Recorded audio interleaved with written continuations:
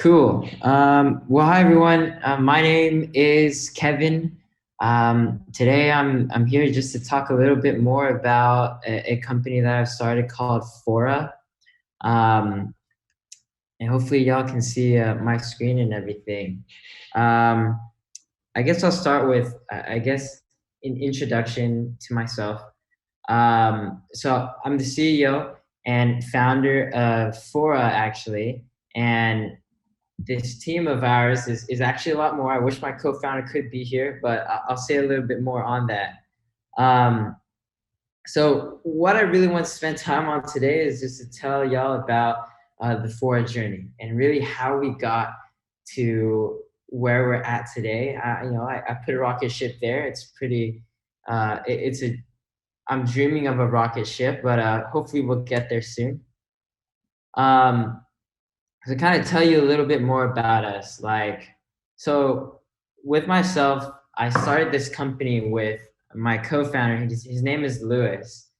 And really, the way that we got to this point was, for me, I grew up in Cupertino to these Asian parents who had immigrated here. And I think my entire life, they had wanted me to be a doctor. So I started my career off as a pre-med. I studied neuroscience. I actually got a master's in neuroscience. And I think while that was really great, um, throughout my college life, I had always dreamt of building something that could pertain to not just one person, but a lot of people. And so I also studied, product design. I studied computer science, and throughout that journey, I started to realize that wait, why do I want to be a doctor? Is it because I want to, or is it because my parents want me to? And so right after I graduated, I kind of delved into finding opportunities in technology. Um, I think I had applied to a bunch of med schools, and I had took the MCAT. But during that gap before you start medical school, which I still had about 9 months left, um, I started, networking and meeting people, and ultimately I landed upon this company called Upkeep. It was a one-person startup, and it was in a garage. But I think this startup, what it gave to me was this opportunity to see what it's like to build a company. And I had told the CEO at the time, um, I'm a smart guy and I will do whatever you want. Um, and hopefully I can do something that help this business grow. And what was great was I ended up meeting my co-founder there as well, Lewis. Lewis's background, he had worked at a company called Tinder that y'all probably already know, but he was one of the first engineers there. And so we had poached him somehow to join this company called Upkeep. Ultimately, we were in the business of building beautiful software for people to be more productive, more particularly maintenance teams to be more productive and happy as well. But him, myself, and the CEO of Upkeep at the time, we were nobody. We hadn't really know that many customers, but we got into a company called Y Combinator that accelerated the business. And instead of going to med school, I told UCLA, I'm sorry, I don't want to start med school yet. Can you give me another year? And I stayed at Upkeep for a little longer with Lewis. And, that company was great. We were like warriors there, learning a ton of things. I think while Upkeep, we went from, of course, 4 people, and then we got to 10 people, and then we got to 30 people, and 50 people, and 120 people, and I still love that team, but I think Lewis and I really became close during this experience at this company called Upkeep. Really, for us, he was part of the engineering side. I was part of I'm a smart guy, but I'm gonna just do whatever the business can do. And so naturally I laid towards the sales and marketing side. what we found together was that everything that I had learned from the customers through sales and marketing, I would take this binder and an Excel spreadsheet, and I would take it to Lewis, and I would tell him like, hey, these are what the customers are saying. How can we turn this into a real product? And Lewis would go in and build something that was a compilation of what all of the customers had said. And I think we did that over the next 4 years, just trying to build this product. I think that was probably one of our biggest takeaways, and we were like, whoa, we actually have the ability to build something great that not necessarily we think is great, but what customers think are great. But the synergy comes from someone needs to collect that data from the customers and then take it back to the product building team and ultimately release it out to market. Because we had such a great synergy there, I think it naturally made us become really good friends, and we started building something of our own while at this experience. Um, and that's kind of how we got to Fora. So, with that in mind, what is Fora? Well, with Fora, we are aiming to build a people's network for young adults to interact in social experiences with avatars.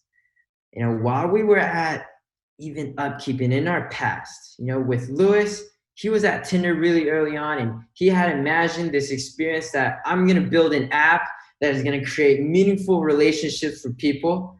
And y'all know what happened with Tinder, which is great. It's a great company, but it's not really meaningful relationships. For me at Upkeep on the sales side, I was like, I want to build and give happiness to people. And I think those two ideas put together, we were like, let's build an app where we can do exactly just that.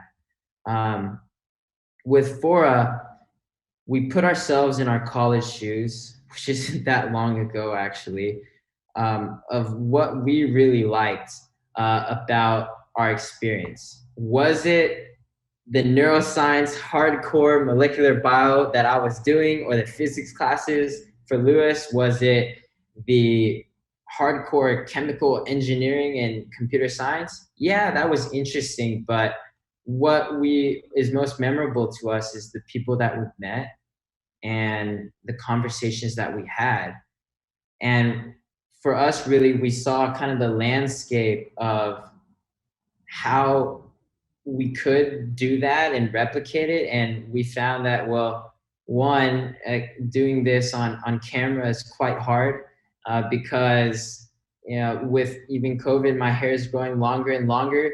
And also, I'm kind of a shy person. So let's use avatars. And then secondly, let's put a game in it because we're kind of washed up wannabe gamers and whatnot.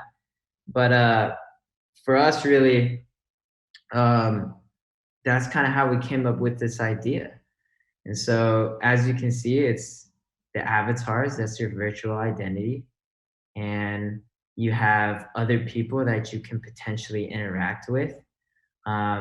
This also allows you to go into other rooms where you can potentially meet new people as well.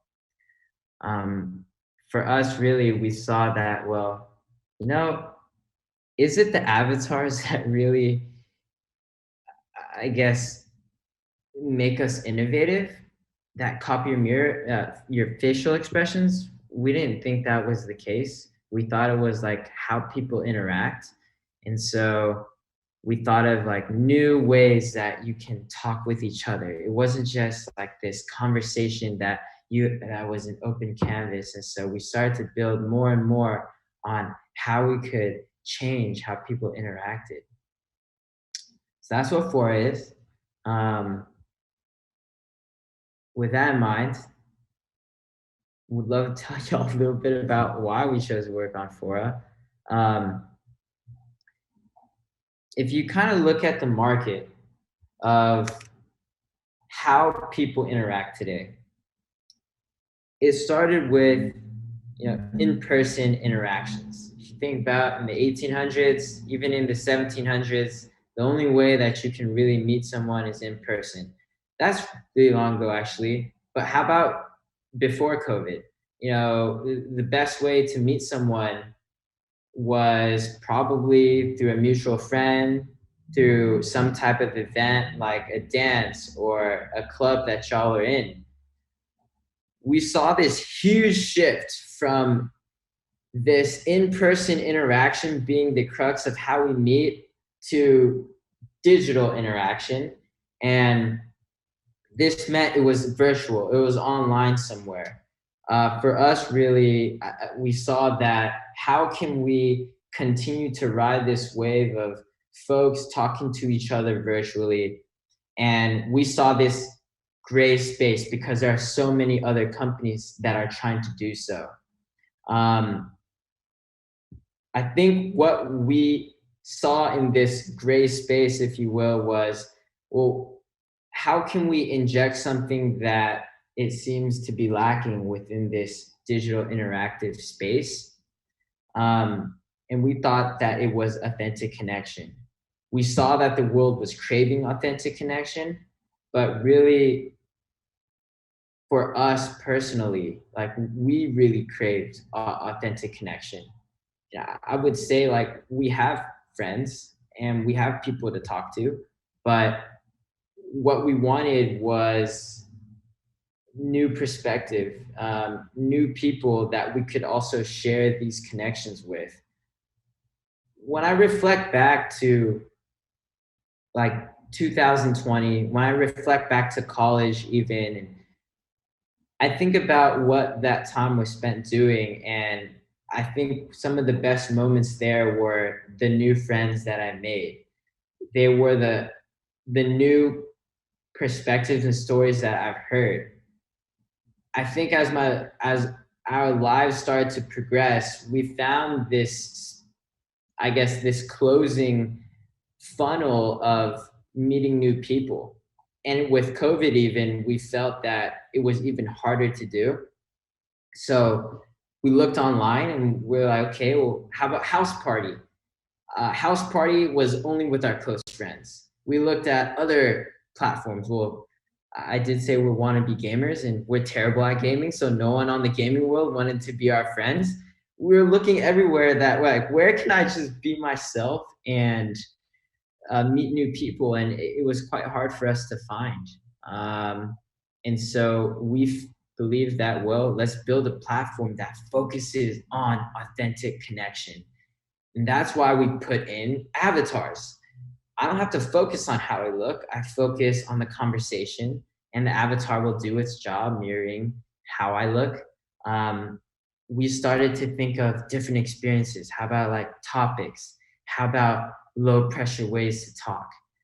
But as you can tell, like we were creating that authentic connection so much that every idea that we were building, it was like super fun for us to do. Like we were never getting tired of it, honestly, because we were always innovating new ways that we wanted, that we liked. But naturally, with, I guess, any other thing that's focusing on authentic connection, there are always other people that are doing it. So we looked at the market. We're like, we can't just build stuff and think that we're the only ones doing it. And so we looked at all of the other apps out there. We did some market research. We saw that there was social existing in every vertical. We saw it in health and wellness, music, even dating. For us, we're like, well, we just want to meet new people. So let's be in this friend discovery space. So how can we exist in this space with 20 bajillion other competitors? This was kind of the crux of, I guess, or the beginning of how we started to narrow down our ideas. Before, we were everywhere. We were like, I'm gonna build games. I'm gonna build this feature. And we were building it, and there was really no focus in that. Um, there was like really no focus. We were building anything that we thought was cool. And naturally, what we started to find was we're not focusing on the problem that we were initially trying to solve, which was how can we have authentic connection in a virtual space?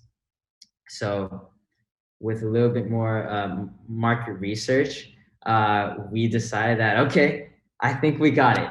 It is a social experience for users to want to talk with each other through avatars and through facilitation.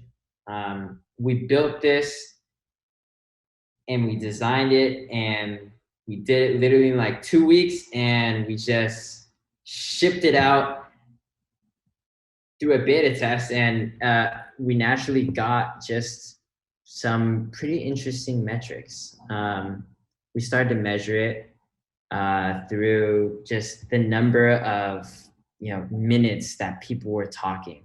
We measured it by two things that anyone measures by, which is retention, and also number of accounts made. But we did this over time, and what we did see was that, yeah, like it seems that there is a need for people to want to talk with new people, not just their friends. There is a space and a craving to be yourself with someone new. And I think with just this graph right here, which wasn't too long ago, but we were like, hey, we have something, let's go fundraise. And so we started to fundraise a little bit, which was kind of interesting. I put this here because I realized the fundraising journey for us wasn't very similar to what the world says fundraising is like. If I had to go back to like the biggest thing I've learned from fundraising, it's like everybody that you meet ever that you can remember matter in your fundraise.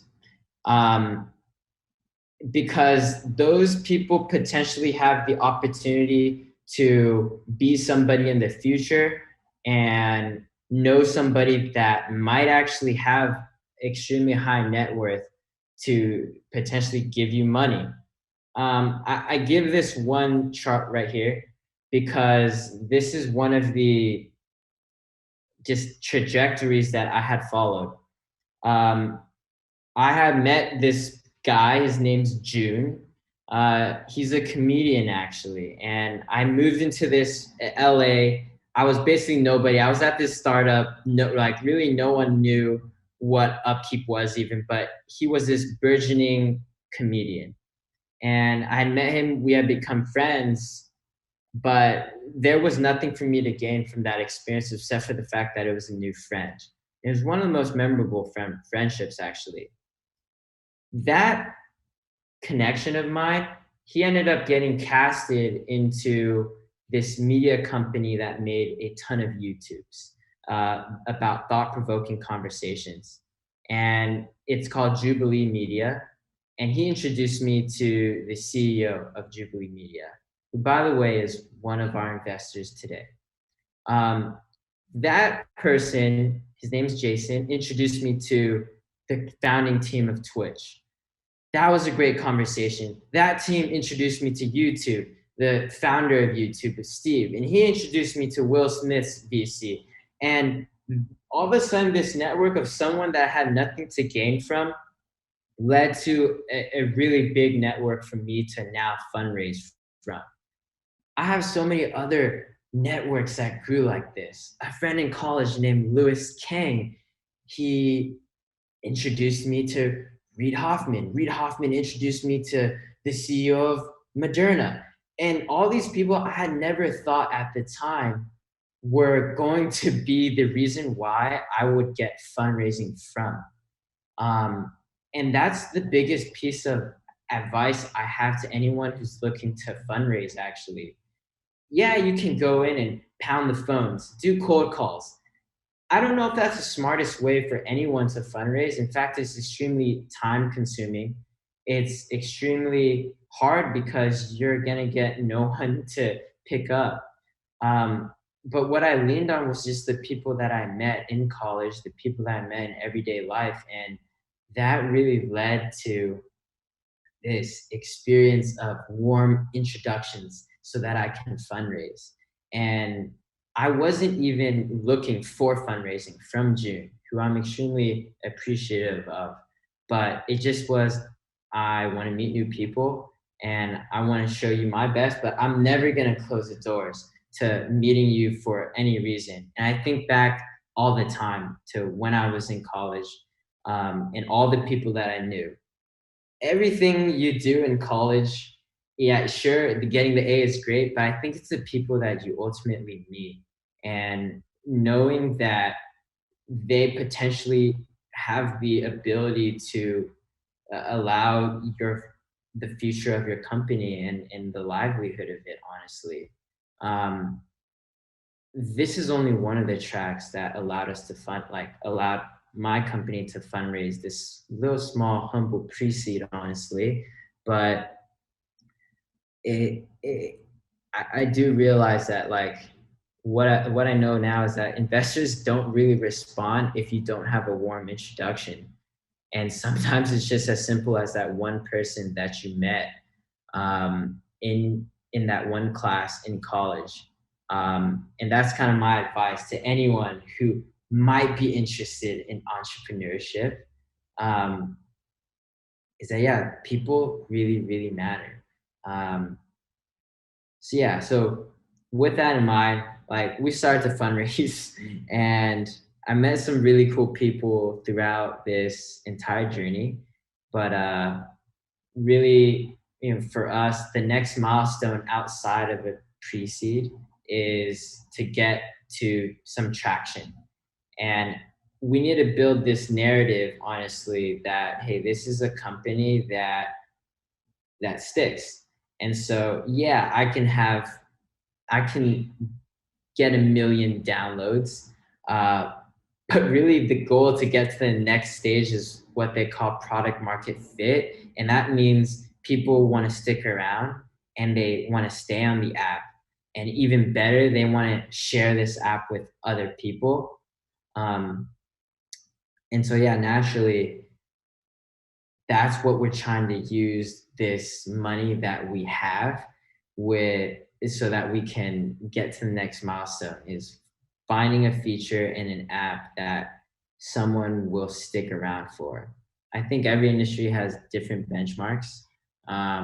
For us, we're trying to hit like this 30% retention is what they call it. And that means a third of our users will come back every at least once every day. And that is a compelling enough story for me to say, yes, 30% of people want to meet others through the social experiences that we provide using these avatars that mirror your facial expressions. Um, that's kind of where we're at right now as a business. And yeah, it's been quite a journey. And I have a ton of other stories that I could talk about, but I think rather than telling y'all that, I think it's just about focus on that one KPI that will get you to the next milestone. We moved from first heads down building a product to now figuring out how we can get 30% retention for people to stay on this app and nothing else. Nothing else really it means that much to us because it's so easy for us to say, I want this feature, I want an AI algorithm, I want more of this, but without that focus, I think it's quite hard for us to grow. So that's all we're doing right now is focusing. So Um, yeah, that's what Fora is. And yeah, I would love to just open this up to any questions that y'all have. And um, yeah, yeah. Uh, I see here some questions in the chat. Um, yeah, Jubilee is the company that makes YouTube videos. They focus a lot on thought-provoking videos that allow people to share their perspective and allow them to tell their story. I think what's interesting about them is they want folks who can share their opinion and their story about things that aren't widely accepted. Is something that I'm trying to focus on a lot with Fora too, because you'll notice that there are things that you can't really say, especially in the environment that you live in. But Jubilee does a good job really bringing that out of people so that they can talk and speak their mind without any judgment. And so, um, yeah, that's what we really want to get. Um, is fundraising always necessary, or can we expect our product to make enough money to make its own funds? That's a really good question. And in fact, the latter is a little bit closer to where your head should be at when thinking about building a product. I don't know if you can expect your product to make enough money in the beginning, but a profitable company is the goal. And some of the best companies that you have are some that you've never heard of. They don't need to IPO actually, and they have investor level scale just because they are profitable. I think a lot of companies do end up dying because they can't reach profitability, but that is kind of the mindset that one should really think about. But I will say, fundraising, it depends on your vertical, of course. And fundraising is more about adding fuel to the flame. It's about spending money to grow and accelerate to a point where you can do a little bit more. For me, really, I had saved every single dollar that I had made since I started working.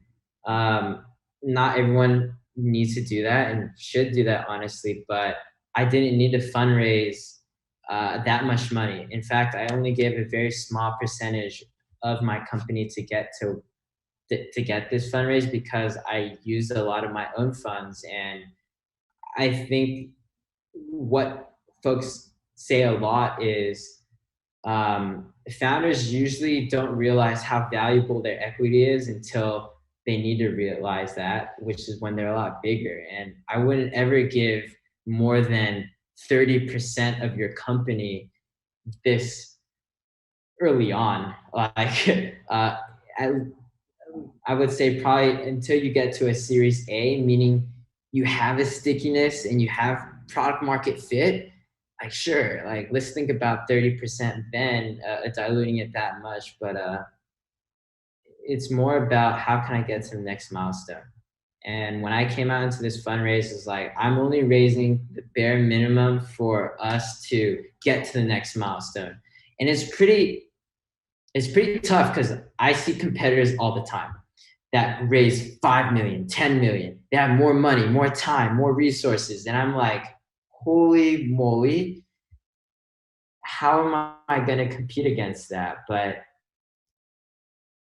the same time, I don't think I would even know what to do with X amount of millions to grow meaningfully in that manner. I can throw money at the wall all the time, but of course you want to grow meaningfully. So that's a great question, honestly. It depends on the vertical. With Upkeep, didn't raise. We just had a product that people were paying for, and we're cash flow positive right in the beginning, and that was great. But that was the B2B SaaS company. Fora is totally consumer social. Yeah, and I think, there's not really any other questions. I mean, Julie, I don't know if you're there. Are there like more questions that I can answer aside from the fact that we're growing? And yes, we're totally hiring.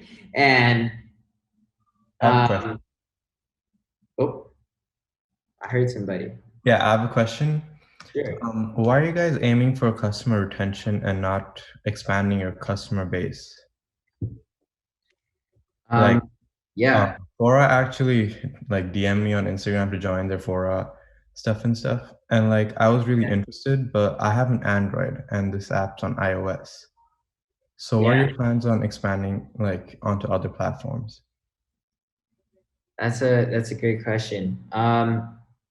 So when I think about, I guess, what metric you want to focus on, retention or acquisition, of course it depends on the vertical, but with Fora, we decided to focus on retention as the metric.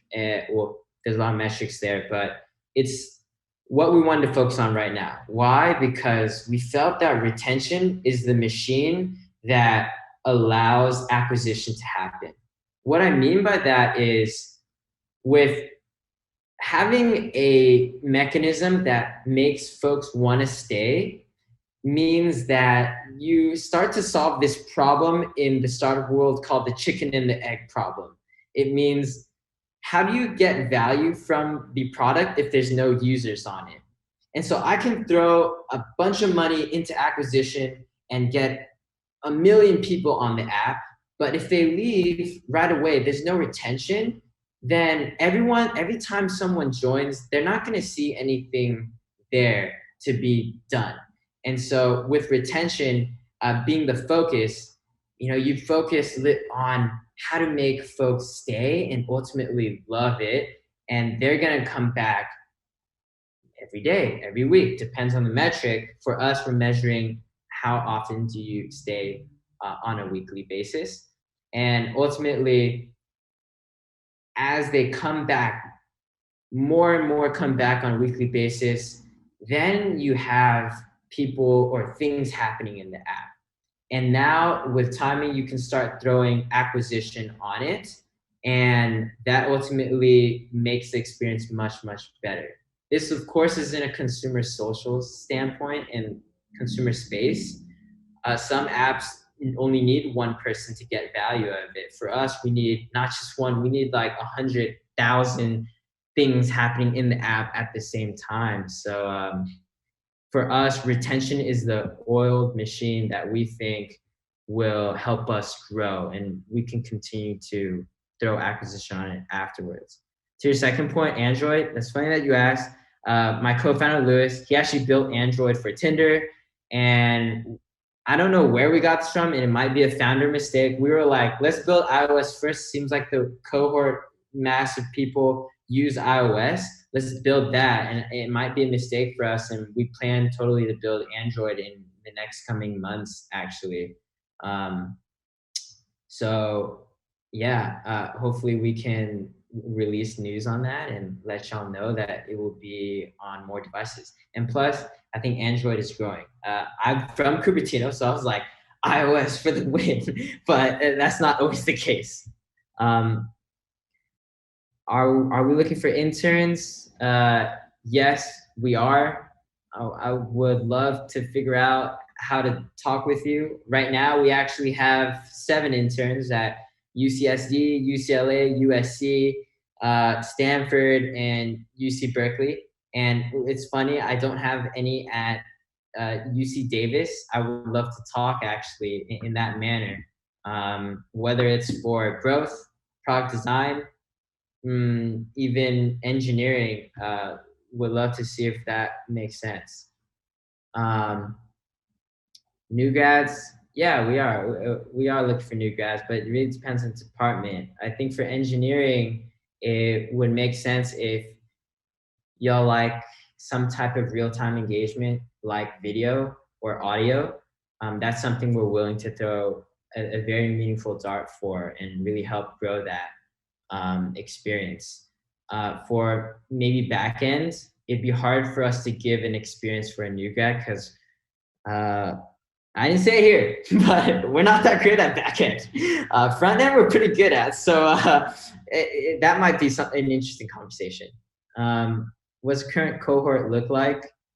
In terms of audience, it's pretty much colleges. But in terms of number of users, we just passed a 4-digit active users on a weekly basis. Our goal is to hit 5 digits in even daily active users by like June. Did we ever consider Flutter as well as both iOS and Android release? No, I mean, we thought about it. We thought about many ways on how to build this and how we want to use it, but I think it's a founder dilemma. We were so stuck into what we had built already with the Swift framework and with iOS. And naturally, we were like, should we go back? I don't know. But it's a conversation for us to be had with the tech stack probably in the next 2 months. Yeah. Oh, and wow, that's really cool that y'all actually know Flutter and see how much love is on Flutter. For honestly, it's something that we contemplate like all the freaking time. Actually, how do we get in contact? You can message me either on Instagram or it's just my name at fora.app. Actually, I'll put it right here if anyone wants to chat. Yeah, that's kind of what I've done, and hopefully I was able to share something. And I have a lot more to say, honestly, but I don't want to spend all the time with things that maybe don't matter as much. And yeah, this was a really interesting first talk virtually for me. What interns can we apply for? Right now, we're really focused on growth,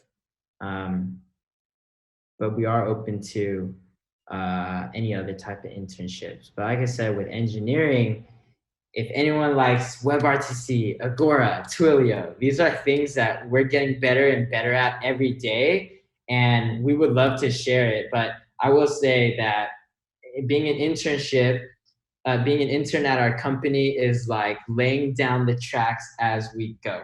Like we will probably throw you in fire, but like one of the values that we have as a company is we're at our best when we know nothing.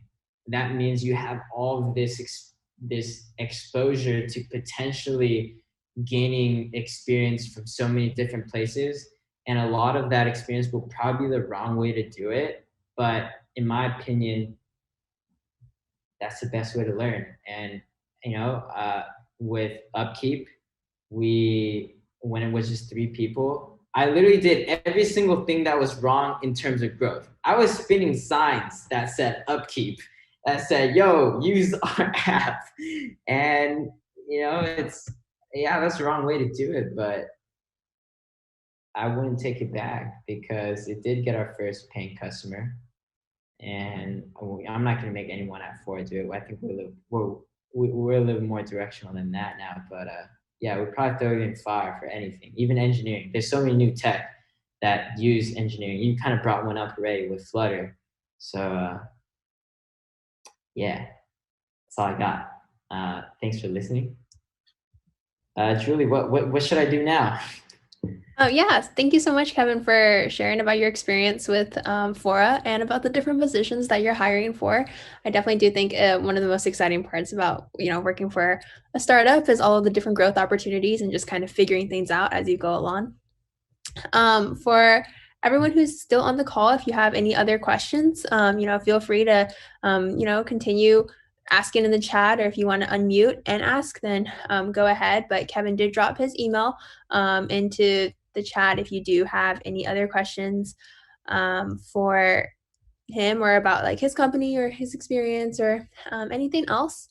But if not, then that does conclude our second From Idea to Fruition speaker series. And thank you everyone for coming out. Cool. Well, it was good to be able to share this with y'all, and I guess I'll stay around for, I don't know, like two more minutes if everyone does have any questions, and then I'll head out from there.